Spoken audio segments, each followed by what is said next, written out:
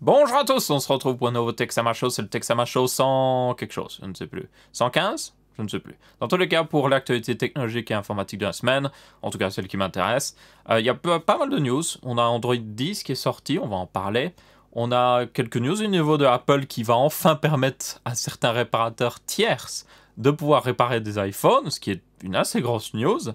Il y avait aussi une news au niveau de Intel qui a fait son gros salon développeur et tout ça, où il y a pas mal de choses qui sont annoncées en général, des nouveaux processeurs, beaucoup de partenaires de Intel annoncent des nouveaux trucs, des nouveaux ordinateurs portables et tout ça, donc on en parlera un petit peu, mais on va surtout parler des news Intel évidemment. Il y a aussi des rumeurs avec les Threadripper, les nouveaux Threadripper qui vont bientôt arriver, et puis aussi, pendant une partie de la vidéo, je vais vous parler aussi de ma future config watercoolée. Donc c'est l'update de mon PC, on va dire c'est l'update 2019 de mon PC, voilà. Que je suis déjà dessus, mais c'est juste, c'est pas encore watercoolé, c'est pas dans le boîtier final. Donc je vais en parler un petit peu, je vais montrer un petit peu ce que j'ai choisi comme boîtier. À peu près qu'est-ce que je vais faire au niveau watercooling. Comme ça, si vous avez du feedback ou autre chose, je suis toujours preneur. Parce que je suis sûr qu'il y a des gens qui se débrouillent beaucoup mieux que moi en watercooling dans les commentaires. Bon, peut-être pas tout le monde, mais si vous y connaissez, je suis toujours intéressé d'avoir du feedback, quoi qu'il arrive. Donc ouais, je vous propose de commencer du coup. Bon ok, alors première news, comme j'avais dit, Android 10 est sorti, donc oui, vous pouvez le télécharger dès maintenant. Si vous avez un téléphone compatible, donc il n'y a pratiquement que les pixels. Vous avez toutefois le... Comment il s'appelle déjà le Essential Phone. Vous vous souvenez de ce téléphone qui avait... C'était un des premiers avec une notch sur Android. Et les gens avaient trouvé le téléphone intéressant, puis il avait un peu floppé avec autre chose. Enfin, c'était un peu bizarre. Dans tous les cas, ils l'ont. La mise à jour Windows 10. Android 10, Windows 10, vous m'excuserez, mais ça ressemble, ok? Ils ont eu la mise à jour Android 10, à savoir que en fait, les développeurs, ou plutôt les personnes qui font l'essentiel phone, se sont pas mal rattrapés sur les erreurs qu'ils ont fait par le passé, donc ça c'est plutôt cool à voir. OnePlus a déjà une bêta disponible. Et puis les autres marques, attendez quelques mois. Voilà. Il y a certaines marques qui vont prendre largement leur temps. Du coup, qu'est-ce qu'il y a de nouveau dans Android 10? Vous avez une review de Ars Technica en anglais. Bon, je suppose que FR Android, Android FR, je sais plus. Vous pouvez certainement trouver des résumés des trucs. Je vais vous en parler un petit peu vite fait. Alors, vous avez déjà tout ce qui est au niveau geste. Donc, ça, c'est de la grosse nouveauté. C'est plutôt que d'avoir des boutons pour dire ok, là c'est le bouton home, bouton back. Maintenant, plus de gestures, donc plus de je swipe, ok, ça revient en arrière. Si je swipe d'une autre manière, ça ouvre les applications récentes. Donc ça a été amélioré. Il y en avait déjà dans Android 9 en réalité, mais là ça a été largement amélioré. À voir ce que ça donne. Donc là c'est le genre de truc, je suis en mode, c'est à vous de voir, à tester par vous-même pour voir si ça vous intéresse. Parce que soyons honnêtes, voilà, des fois c'est pas toujours ce qu'il y a de plus logique au niveau des gestes à faire. Et je suis pas toujours un grand fan. Ça peut être pratique, mais des fois, le problème c'est si vous rajoutez trop de gestes, trop spécifiques, des fois les gens vont le faire sans faire exprès, ils vont même pas comprendre ce qu'ils ont fait. Donc ouais. Dans tous les cas, ça arrive. Et il y aura aussi évidemment support par les développeurs. Comme d'habitude, Google rajoute des choses à son API pour que les développeurs puissent rajouter des trucs eux-mêmes. Donc ça c'est plutôt pas mal. Il y avait aussi Project Mainline. Ça, c'est au niveau du système d'update de Android. C'est quelque chose qui font déjà depuis quelques updates petit à petit. Mais en gros, c'est permettre d'update certaines parties d'Android.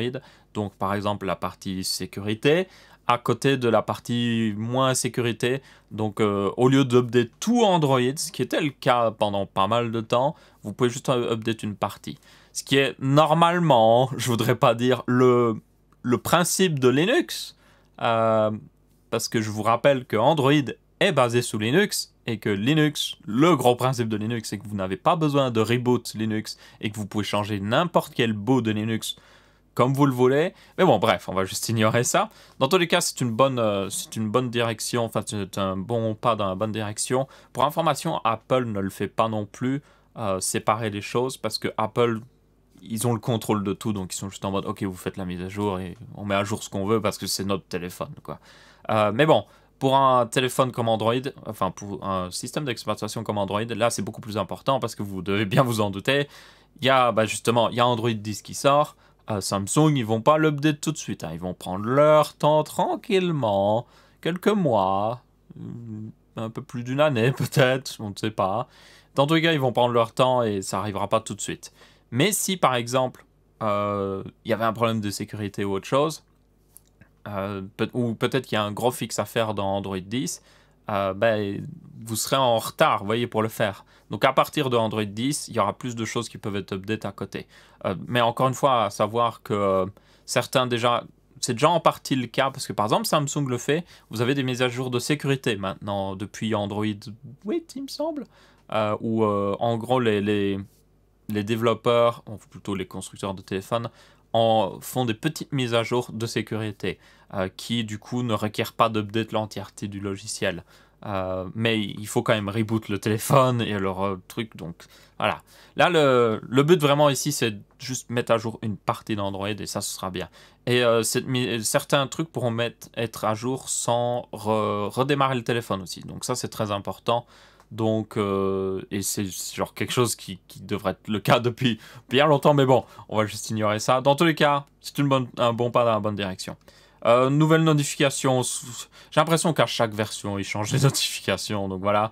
Voilà les nouveaux panels de notifications, donc Android Q, c'est Android 10, Android 9 à côté. Voilà, c'est comme vous voulez. À chaque fois, ça change, chaque version, ça change, donc ça, je veux dire, je suis en mode, je pourrais le dire à chaque mise à jour de Android, c'est directement changé, mais bon. Le dynamique, justement, System Update, c'est ce qu'on parlait. Je savais pas qu'il y avait par contre le support du Dual Boot, ça peut être intéressant. Très intéressant même, je dirais même. Le Dark Mode, ça c'est une des grosses une des grosses trucs de Android 10, donc un full Dark Mode, même dans les options. Alors évidemment, certains constructeurs le faisaient déjà, mais là vous l'avez dans Android Stock, et comme vous pouvez voir, plutôt classe. Et pour information, pour ceux qui se disent, ouais, pas forcément utile, si, ça peut être utile. Si vous avez un écran OLED, ça va économiser de la batterie. Bon, pas forcément partout, parce que là, par exemple, c'est du gris foncé, donc vous économiserez une partie de la batterie, peut-être avec du gris foncé, mais pas forcément. Pour vraiment économiser de la batterie, il faut que l'écran soit noir, pour information, parce que ça veut dire que les pixels seront éteints. Une chose est sûre, c'est une bonne chose d'avoir ça directement intégré à Android de stock, c'est-à-dire que les constructeurs qui ne le faisaient pas encore, ben, ce sera automatiquement dans leur smartphone, vu que c'est supporté par Android. Évidemment, le support des téléphones pliables, ça semblait logique. C'est d'ailleurs assez marrant que Android 10 sort maintenant et que Samsung avait prévu de sortir le Galaxy, je sais plus, Fold, voilà, avant que Android 10 sorte, parce que genre Android 10 supporte pleinement justement les téléphones pliables. Mais bon, bref. Dans tous les cas, ça veut dire que tous les téléphones pliables qui devraient sortir devraient pouvoir être mieux fait parce que ce sera supporté avec le logiciel. Et c'est une très grosse partie du support, le logiciel ici. Un nouveau menu de partage, ça je l'avais pas vu encore, ça, tiens, donc ça m'intéresse. Non, ah non, pas les maisons, ah non, pas ça. Ouais, des nouveaux emojis, voilà, si vous êtes intéressé par les emojis. Donc voilà le nouveau écran de partage, et il est beaucoup mieux, directement je le vois. Le premier truc que je remarque beaucoup, c'est pour copier un lien, ça c'était toujours stupide, pour copier un lien dans Android 9, vous avez un petit bouton Copy to Clipboard. Dans Android 10, comme vous pouvez voir, le premier truc, la première option, c'est de copier le lien. Et ça, c'est bien, parce que c'était stupide dans Android 9. Enfin bref. Dans tous les cas, comme vous pouvez voir, un peu changé. Pas énormément changé, mais pour le mieux. Clairement pour le mieux. Et puis il y a quelques trucs plus au niveau du sandboxing d'app. Ça, c'est quelque chose qui faisait déjà à une époque. Hein. Vous pouviez déjà... certains sites web pouvaient déjà lancer une pseudo-application sans être installé sur le téléphone. Évidemment, des trucs supportés par Google. Mais du coup, là, il y a du sandboxing, un petit peu plus d'app. Sandboxing, si vous ne savez pas, c'est genre enfermer une application dans un endroit où elle peut rien faire sans que ça se sache. Vraiment, genre, elle peut pas sortir de cette boîte. D'où le nom sandbox. C'est comme un bac à sable. Donc, comme dans la vraie vie, vous mettez votre gosse dedans, vous êtes sûr qu'il va pas faire de conneries autre part. Enfin, il faut le surveiller quand même. Bref, dans ce cas-là, il peut pas sortir du bac à sable. Donc imaginez, c'est un bac à sable avec des barreaux sur les côtés. C'est vraiment ça. C'est un bac à sable, parc à barreaux pour enfants. C'est vraiment ça. Enfin bref. Et puis il y avait d'autres trucs au niveau sécurité, tout ça, mais ça, j'ai pas trop regardé personnellement. Il y a toujours évidemment des mises à jour au niveau sécurité, tout ça. Les grosses fonctionnalités vraiment, c'est meilleure mise à jour pour tout le monde. Le thème dark et aussi les gestions de plus de gestures, donc de gestes, et aussi évidemment les smartphones avec des écrans pliables. C'est vraiment, c'est globalement Android 10 ici. Donc ouais, une mise à jour plutôt intéressante. Évidemment, depuis, je vous rappelle, Android 5, les mises à jour sont plus petites, hein, ils suivent un petit peu le modèle d'Apple, mais c'est quand même des trucs assez importants, surtout au niveau du système d'update. Ensuite, Apple, qui, oui, genre, j'étais le plus étonné aussi, Apple a enfin cédé un petit peu, pas totalement, mais en gros, Apple ne veut pas que vous puissiez réparer votre téléphone. Vraiment, genre, eux, ils ne veulent vraiment pas. Ils ne veulent pas que des gens non autorisés réparent leur téléphone. Le seul problème avec Apple, soyons honnêtes, c'est que même les gens autorisés de réparer les téléphones Apple ou les appareils Apple, des fois ne sont pas les plus qualifiés. Je pense que vous avez déjà vu, si vous pouvez regarder, c'est une chaîne en anglais, c'est Louis Rossmann, très intéressant comme contenu, et en gros il répare beaucoup d'appareils Apple, c'est vraiment ça, et des fois il a des histoires juste... Des histoires où il y a des employés Apple. Alors, tous les employés Apple ne sont pas à mettre dans le même cas. Je pense même que la plupart font un bon travail. C'est juste que certains, voilà, font des fois des grosses conneries. Genre, ils plient un connecteur et puis après, ils disent « Oh, ça marche plus, il faut remplacer toute la carte mère. Hein, ça coûtera 1000 balles. » Alors que c'est juste un câble qu'il faut changer. Ce genre de choses. Dans tous les cas, comme je le disais... Apple n'est pas forcément le plus qualifié pour réparer leurs appareils, ou en tout cas, les gens auxquels ils font confiance pour les réparer ne sont pas toujours les plus qualifiés. Du coup, beaucoup de gens se sont plaints qu'ils ne puissent pas réparer leur téléphone Apple eux-mêmes. Et je trouve ça logique. Personnellement, je pense que c'est pas une opinion, on va dire, impopulaire. C'est n'importe qui devrait avoir le droit de réparer ses appareils électroniques, ses appareils même tout court. Il y a aussi, c'est un débat qui est dans beaucoup de milieux, hein, en réalité. Le milieu des imprimantes. Vous avez aussi dans le milieu des tracteurs, pour ceux qui s'y connaissent. Les tracteurs, c'est la même chose. Sont souvent utilisent des pièces, on va dire, propriétaires. Et si vous voulez utiliser une pièce tierce, c'est genre problématique et tout ça. Mais bon, mais le problème, c'est que les pièces d'origine coûtent cher, parce que c'est fait exprès pour se faire de l'argent. Et elles ne sont pas forcément meilleures. Donc ouais. Donc ça, c'est un peu le cas avec Apple, toujours pour le moment.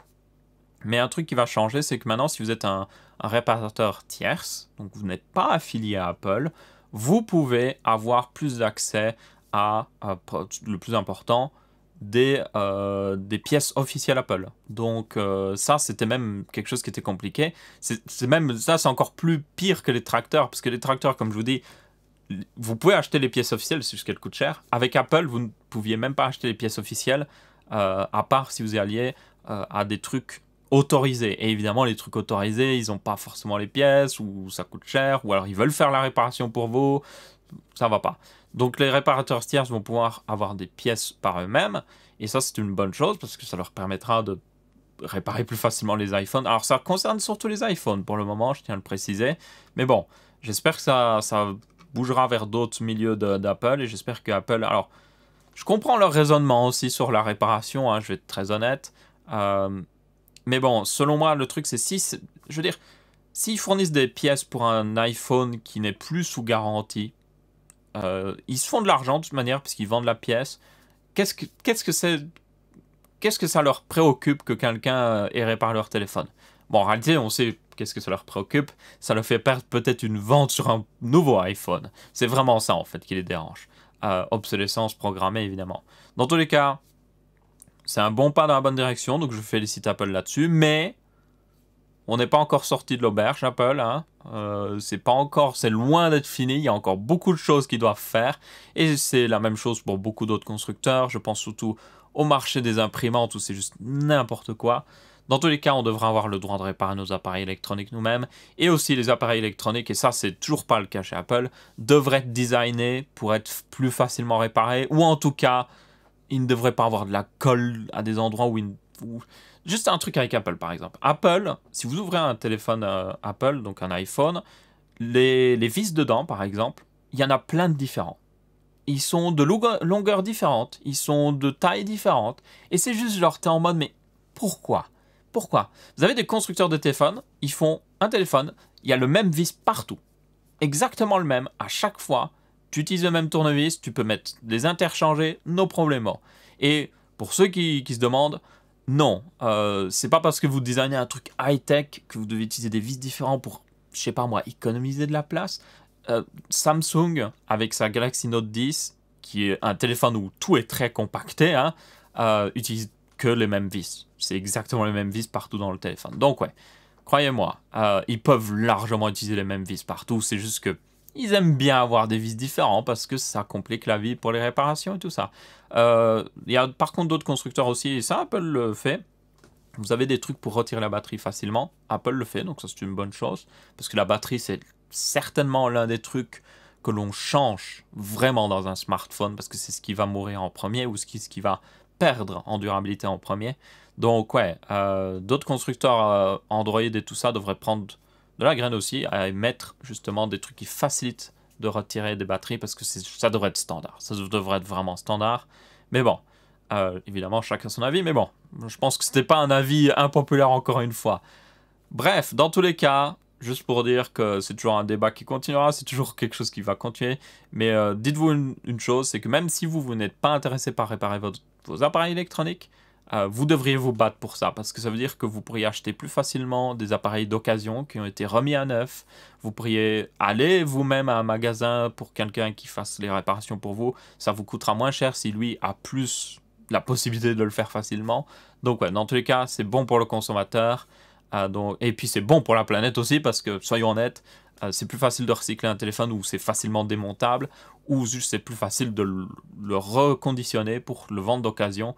Parce que, soyons honnêtes, pourquoi on jette des smartphones?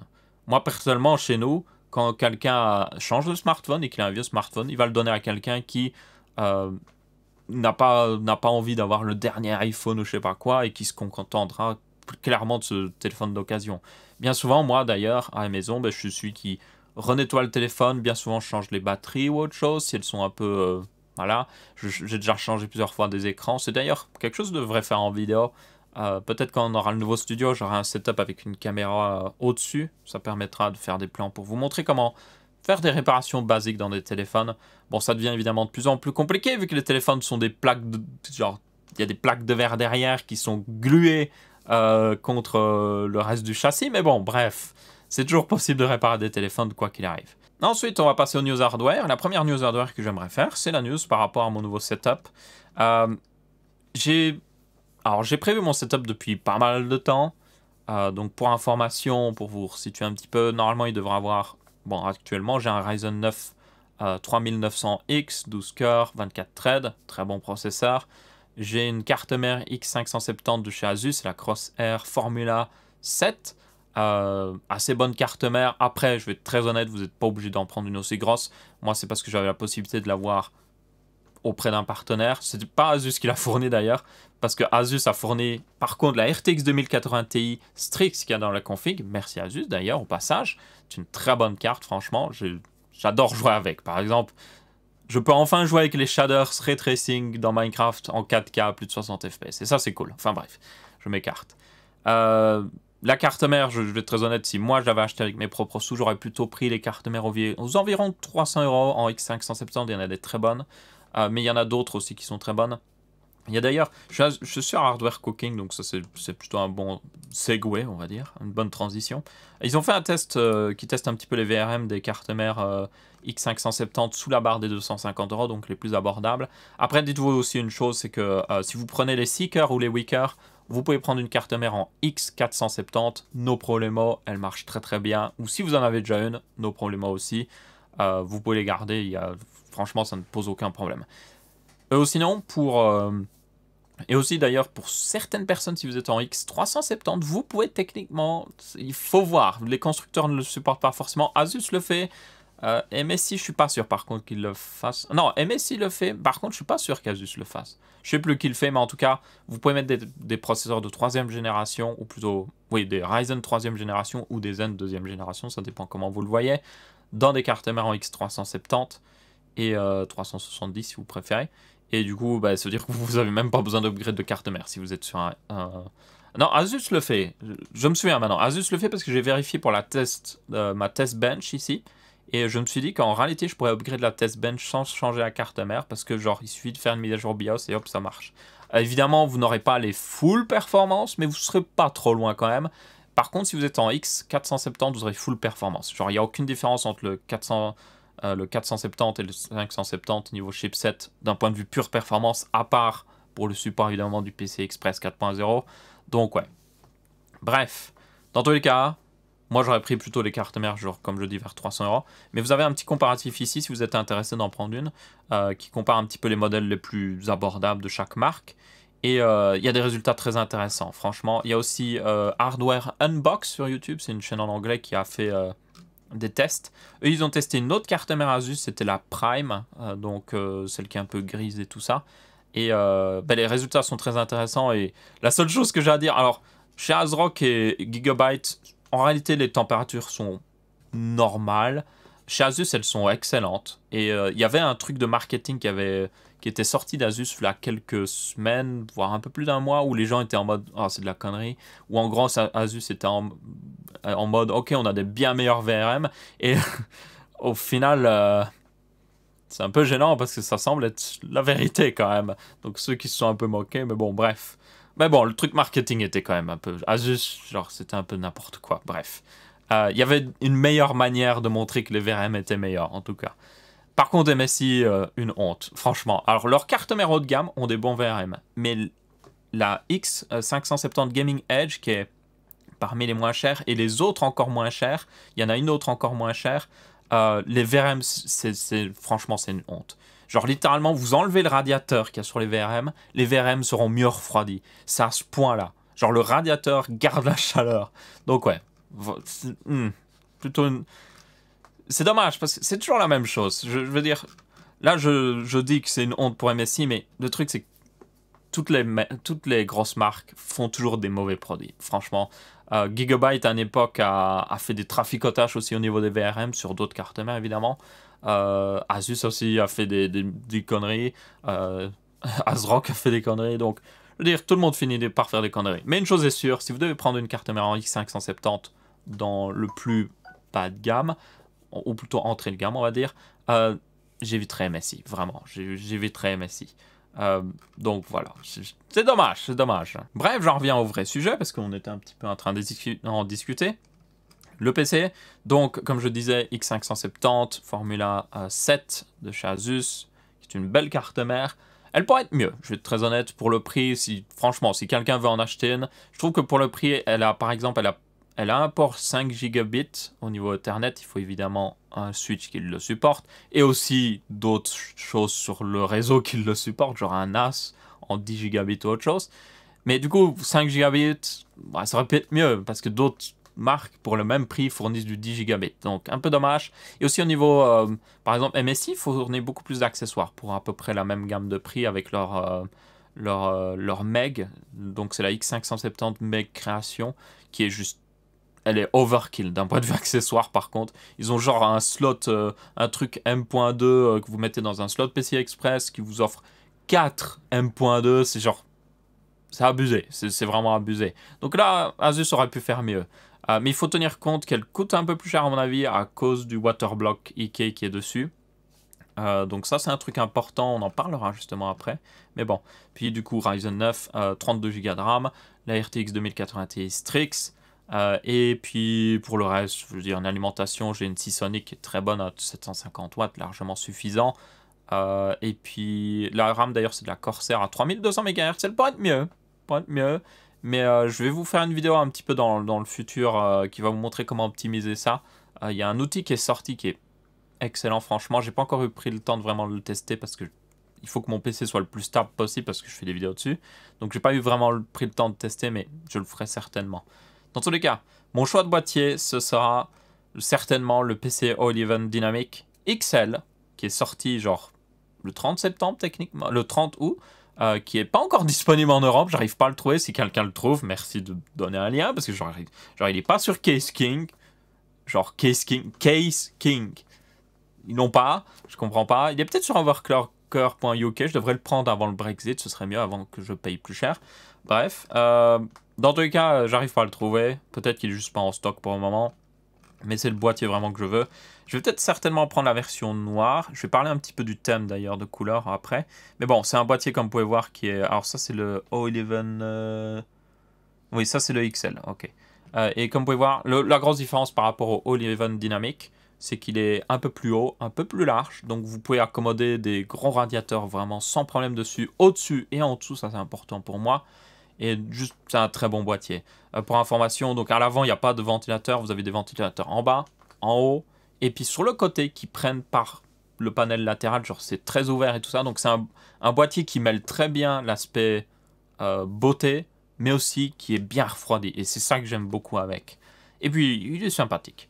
Et aussi un accessoire, et c'est ça pour ça que je pense que je vais le prendre. C'est un accessoire d'IKEA qui est sorti. C'est un bloc de distribution que ça s'appelle. L'avantage, c'est que du coup, vous avez le réservoir, la pompe intégrée dessus. Et puis, ça vous permet de mieux câbler votre water cooling. Donc, comme vous pouvez voir ici, vous avez en gros, vous avez des channels. Donc, la pompe est là. Le liquide part, ok. Vous pouvez... Alors, il y a deux options en réalité. Donc, soit vous partez de là, soit vous partez de là, mais vous devez prendre qu'une seule. Donc, vous partez vers la carte graphique. Puis, vous revenez de la carte graphique vers l'un de ces deux-là. Pas les deux en même temps, évidemment, un seul. Et puis, ça passe ici, le liquide. Et puis là, vous partez vers le CPU, qu'une seule option. Vous revenez du CPU, on finit là. Ça part dans le radiateur là-haut. Ça revient du radiateur ici. Ça passe là. Ça part vers le radiateur d'en bas. Ça revient vers le radiateur d'en bas. Et puis là, c'est le réservoir en même temps. Donc, il y a plus de liquide là-dedans.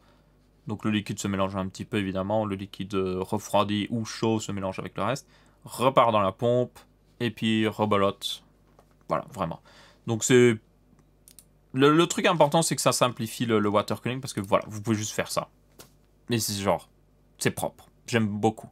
Il y a juste un problème. Et c'est ça que je demande l'avis à certains qui s'y connaissent. Vous devez voir que... Alors, ils utilisent un water block Ikea, forcément, vu que c'est Ikea.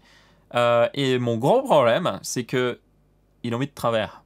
Ils l'ont mis de travers pour que ça marche. Parce que c'est water block Ikea. Et c'est ça mon gros problème. Si on va sur le site voilà, d'Ikea, en voilà un par exemple, si vous regardez, normalement, quand il est droit, les trucs sont l'un à côté de l'autre. Et le problème, c'est s'ils sont l'un à côté de l'autre, ça marche pas. C'est juste, c'est physiquement impossible. Je vais aller plutôt sur cette image. Oh. Donc là, par exemple, vous voyez, hop. Si les deux trucs sont l'un à côté de l'autre, vous ne pouvez pas utiliser le bloc de distribution. Ou alors, vous allez devoir faire un traficotage, faire passer sur le côté ou autre chose. C'est pas beau. C'est vraiment pas beau. Et ouais. Du coup, mon problème, c'est que chez Intel, vous pouvez... Enfin, le waterblock Ikea pour Intel, en tout cas, peut être mis de côté. Mais le problème, c'est que j'ai l'impression que le waterblock AMD, vu que la fixation, vous voyez, est rectangulaire, elle n'est pas carrée, je ne pense pas qu'on puisse le mettre de côté. Je ne sais pas si on peut enlever la partie noire fixation et puis juste faire une rotation du waterblock. J'en ai aucune idée. Dans tous les cas, vu qu'ils ont montré l'image d'un point de vue performance, ça ne semble pas vraiment être un problème. De toute façon, ça ne devrait pas vraiment affecter parce que la pompe envoie le liquide. Il y a une pression de la pompe qui fait passer le liquide même outre la gravité. Genre, il s'en fout de la gravité, genre, il envoie le liquide. Donc ça, c'est pas un problème. Mais le problème vraiment que je vois ici, c'est en mode, mais est-ce que je peux le mettre dans l'autre sens? Leur guide d'installation n'en parle pas. J'ai pas vu d'autres manuels ou autre chose sur le site, donc je suis un peu en mode, ouais, je sais pas. Franchement, je sais pas. Et c'est dommage parce que ce waterblock est plutôt sympathique. Et enfin, moi j'aime bien, c'est bien le design. Il est surtout adressable au niveau du RGB, donc j'aimerais que tout soit évidemment connecté à la carte mère. C'est plus simple parce que j'en ai marre des trucs RGB où il y en a un qui utilise ça, l'autre utilise ça. C'est le cas avec mon PC, mon ancien PC watercoolé. C'est que par exemple, les LED. Les barres de LED, j'ai entendu une notification sur l'autre PC. Bref, les barres de LED, elles sont chez Corsair, qui marchent pas avec le reste, parce que Corsair a son trop propre truc. Ensuite, les lumières de la carte mère sont en 12 volts. Et puis, il y a aussi le réservoir Ikea qui était différent. Enfin, c'était n'importe quoi. Dans tous les cas, si quelqu'un a la réponse sur ça, et j'ai peur que ce ne soit pas le cas, parce que, par exemple, vous voyez, la sortie de câble ici, elle est prévue pour que soit dans ce sens-là précis, mais bon, il y a peut-être moyen. Dans tous les cas, je ne sais pas si on peut vraiment faire une rotation. Et si on peut pas, ben, je peux... Avec un PC AMD, vous pouvez pas utiliser ce bloc de distribution si vous utilisez un waterblock Ikea.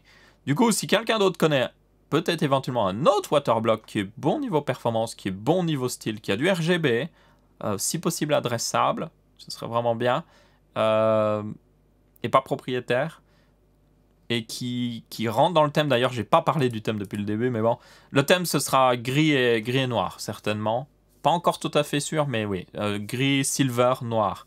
Autant de noir que de gris. Et le gris sera surtout sur les pièces importantes, genre le waterblock CPU, il y aura du gris.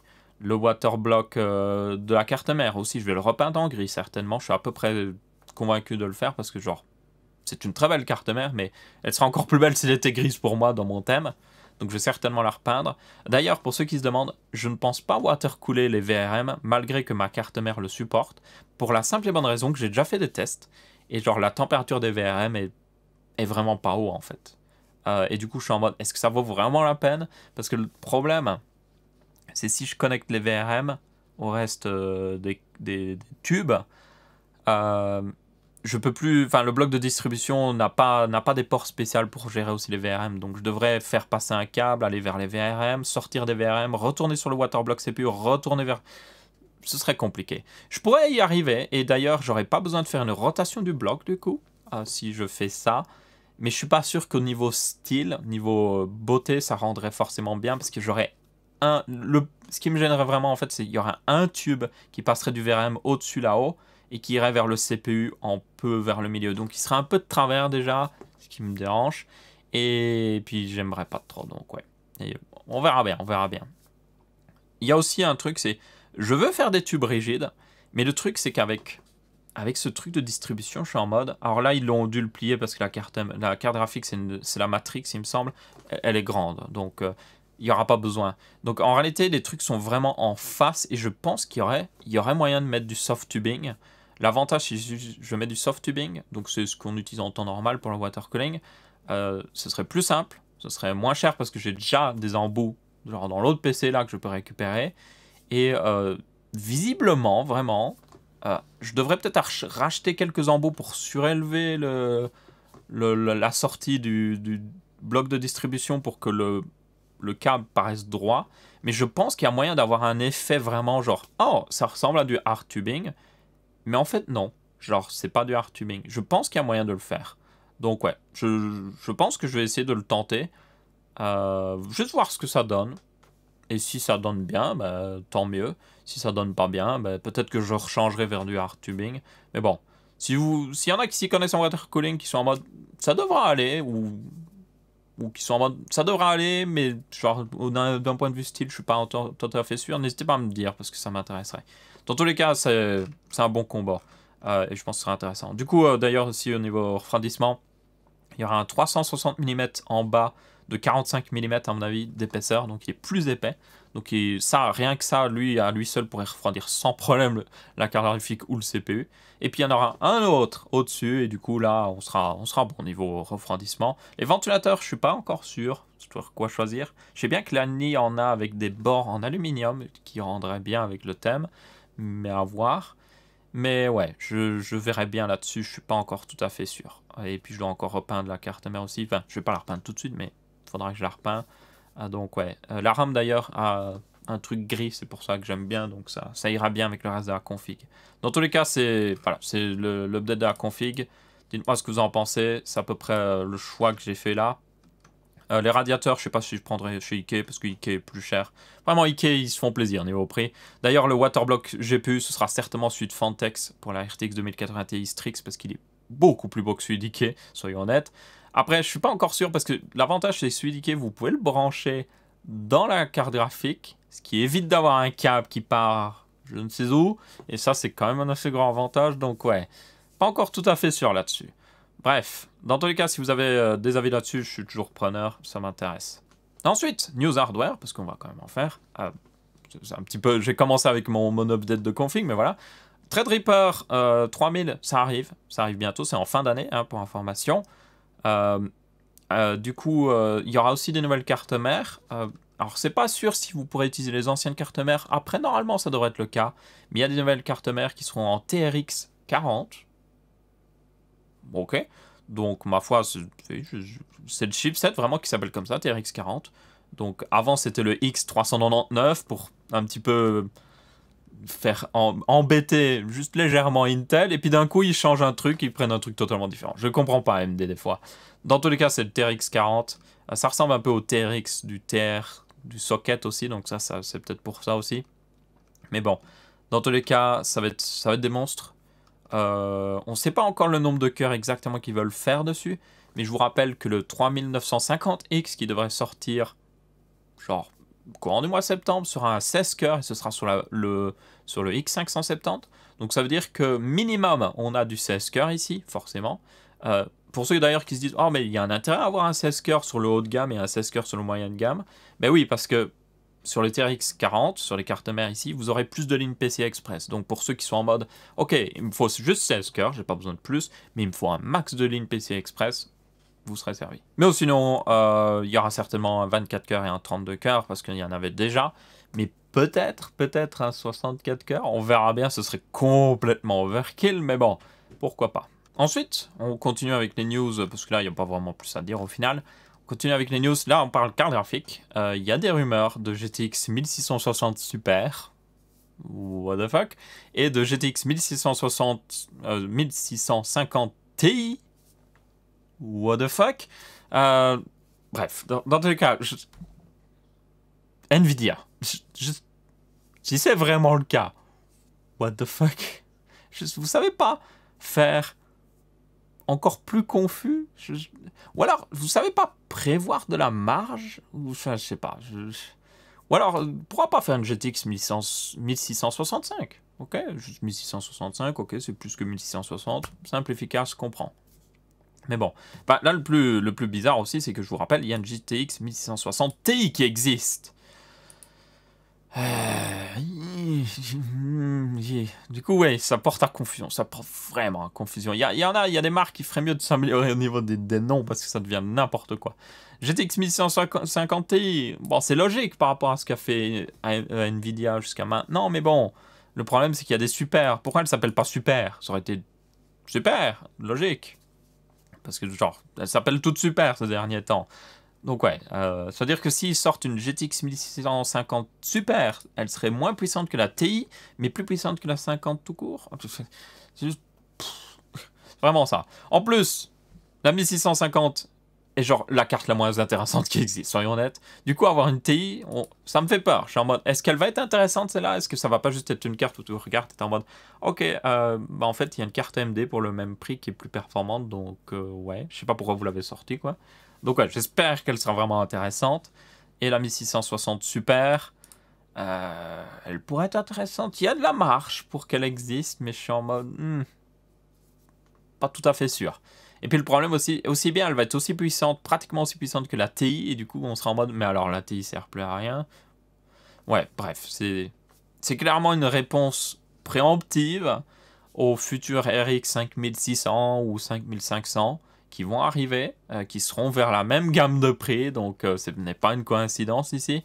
Donc ouais, à voir. Une chose est sûre, plus d'options, c'est bien. Mais vous, en tant que consommateur, évidemment, ça peut porter à confusion toutes ces options qui ont le même nom exactement. Donc, ouais, ma foi, le truc qui m'énerve le plus, c'est que ils n'utilisent pas assez les petits nombres chez Nvidia. Genre, pourquoi ils font pas... ok, la plus grande, c'est la GTX 80, ok, quelque chose 80, 2080. Ensuite, on a la 2070, qui est un peu moins puissante. Puis on a une 2060, 2050. Et puis ils s'arrêtent là. Pourquoi ils font pas une 2040, une 2030? Ils le faisaient avant. Donc pourquoi ils le font pas? Vous voyez, ça porte à confusion. J'ai l'impression qu'en fait, ils se disent, ok, les gens sont habitués que les 2030, enfin les quelque chose 30 sont pas très puissantes, donc on va faire des 50 maintenant. Comme ça, ils se disent, oh, c'est plus puissant. Donc ouais, bref. J'en ai marre des noms.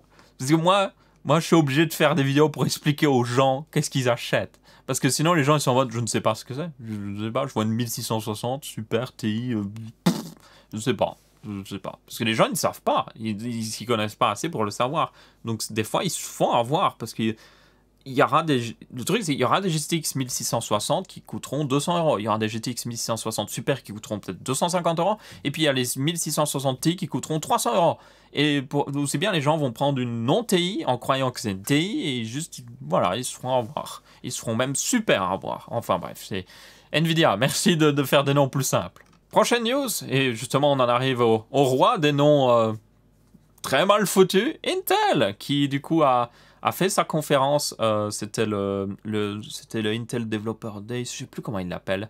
Dans tous les cas, c'est une genre de conférence Intel où vous avez beaucoup de news au niveau d'Intel et aussi des partenaires d'Intel. J'en avais parlé, il y a beaucoup d'ordinateurs portables qui ont été annoncés, les nouveaux ordinateurs portables avec les nouveaux Core i7 1060 G7 et les autres en 1060 70U, ou non 2700, je sais même plus. Bref, bref. Plein de processeurs avec des noms qui portent à confusion vont être lancés dans plein d'ordinateurs portables, c'est génial. En réalité, c'est bien parce que ça met une petite upgrade niveau performance, mais tenez compte que, évidemment, c'est que des processeurs genre ultra mobiles, c'est pas les gros processeurs genre 45 watts, autre chose sur ordinateur portable. Ici, on parle d'ultrabook, hein. Mais bon, c'est quand même une bonne chose pour ceux qui veulent justement un ultrabook. Une autre news qu'il y avait, c'était la réponse de Intel par rapport à la génération 3 des Ryzen. Et évidemment, Intel a été à fond là, ils ont fait une réponse qui va vraiment mettre une claque à AMD. Ils ont sorti un nouveau Core i9, 9900K. S cette fois-ci, il a un S à la fin. C'est le KS pour Killstreak peut-être, je ne sais pas. Et du coup, c'est un Core i9 qui atteint les 5 GHz en turbo sur tous les cœurs. Donc il a une fréquence de base de 4 GHz, mais un peu comme le Core i9 9900K, qui a une fréquence, il me semble, de 3,7, oui. Il booste jusqu'à 4,7, mais lui, comme il a 4 de base, il booste jusqu'à 5 GHz. Tenir compte toutefois que la plupart des Core i9 9900K peuvent atteindre sans problème 5 GHz, et beaucoup de constructeurs de cartes mères mettaient une option pour le faire automatiquement, donc c'est pas vraiment nouveau. Mais peut-être que lui, ce KS, pourra atteindre les 5,2, les 5,3 sans trop de problème. Donc quoi qu'il arrive, faut voir ce que ça donne. Faut voir. Je ne critique pas à ce niveau-là. Ce que je critique plutôt, c'est que c'est une réponse plutôt faible. On va être honnête. On est toujours sur Weaker, ce qui n'est pas forcément un problème. Mais le vrai problème qu'on va voir ici, et vous vous en doutez bien, c'est que le prix va pas suivre. Juste le prix va être... Voilà. Après, c'est pas encore sorti. Mais bon, c'est Intel. On sait que le prix ne va pas suivre forcément. Si par contre, ils mettent un prix genre... Honnêtement, ils ont juste à le mettre... Selon moi, ce nouveau Core i9 et tous les autres Core i9 devraient baisser. S'ils le mettent à 420, 430 €, là, il y a vraiment un intérêt. Parce que vous arrivez, vous êtes en mode, ok, je pourrais prendre les processeurs Weaker d'AMD qui sont vers 350, 300 et des euros, qui sont plutôt performants. Ou alors, je peux prendre le Core i9. Bon, il est plus cher, mais c'est le meilleur. C'est vraiment le meilleur Weaker, quoi. Et puis dans les jeux vidéo, c'est le meilleur. Et ça, il faudra le préciser, c'est que même avec la concurrence d'AMD, Intel reste champion dans les jeux vidéo. Après, comme j'ai déjà souvent précisé, c'est pas forcément quelque chose d'hyper intéressant parce que c'est genre, oui, vous pouvez prendre une Bugatti, c'est la voiture la plus rapide qui existe, mais elle coûte 2 millions. Mais vous pouvez prendre une Ferrari pour 200 000 €, qui ira pratiquement aussi vite et qui coûte que 200 000 €. Donc ouais, c'est un petit peu... C'est la même... Bon, la comparaison est peut-être un peu extrême ici, mais quoi qu'il arrive, quand vous prenez un Core i9 à plus de 500 €, si vous prenez un Ryzen 7 qui coûte 350 €, la différence d'argent, vous la mettez dans la carte graphique, et la différence de performance entre Intel et AMD, elle n'existe plus. Genre, le PC qui a la meilleure carte graphique ira plus loin, il aura la meilleure FPS. Donc ça, il faut en tenir compte à chaque fois. Mais il existe aussi le Core i5 Seeker qui est vraiment pas trop mal aussi vers la barre des 300 €, qui change un petit peu aussi la donne, hein, il faut le préciser. Bref, j'en reviens à ce que je parlais. Dans tous les cas, il faut voir ce que ça donne. Il faut voir surtout le prix. On sait ce que ça va donner niveau performance, plus ou moins, parce que ça va être un Core i9 9900K, juste avec une plus grosse fréquence. C'est vraiment le prix qui va influencer, selon moi, l'importance de ce processeur. Parce que s'il sort à plus de 500 €, c'est pas de la concurrence. C'est juste Intel qui compte dire, ouais, on est les meilleurs niveau jeux vidéo. Mais tout le reste, on ignore, hein. Il n'y a que les jeux vidéo qui comptent. Enfin bref, ils ont d'ailleurs sorti des slides de marketing qui portent vraiment à confusion exprès, où ils testaient les vraies performances, où en gros, selon eux, Cinebench, c'est pas un vrai benchmark. Personne n'utilise Cinebench, voyons donc. Du coup, les gens, ils utilisent quoi? Ils utilisent Word et Chrome. Et du coup, c'est là que Intel est meilleur. Et vous êtes en mode... Mais le truc, c'est que... Genre, si vous ne savez pas, avoir un énorme processeur ou juste un très bon processeur dans Word, vous ne verrez aucune différence. Pourquoi? Parce que c'est déjà instantané. C'est genre, c'est instantané. C'est pas un logiciel de rendu 3D, c'est Word. C'est du texte. Du coup, quand vous lancez une grosse opération dans Word, ce sera aussi rapide sur l'un ou l'autre processeur parce que ce sera déjà pratiquement instantané. Du coup, dire que vous êtes le champion dans Word, c'est ridicule, quoi. Et le pire là-dedans, c'est que ces slides est porté à confusion exprès parce qu'en fait, les données d'utilisation de ces applications, parce qu'ils disaient, OK, voilà les 30 applications les plus utilisées, elles venaient d'ordinateurs portables. Donc oui, ils tenaient même pas compte. C'est genre, ça porte vraiment à confusion, en gros. Ils parlent qu'ils sont les meilleurs d'un point de vue performance réelle, et puis ils mettent un tout petit truc caché où en gros, en fait, ils parlaient de performance réelle sur les ordinateurs portables, parce que évidemment, les gens sur ordinateurs fixes, ben oui, ils utilisent beaucoup Word, mais ils utilisent aussi des programmes un peu plus lourds, genre Adobe Premiere ou autre chose, et là, vous avez besoin d'un plus grand processeur.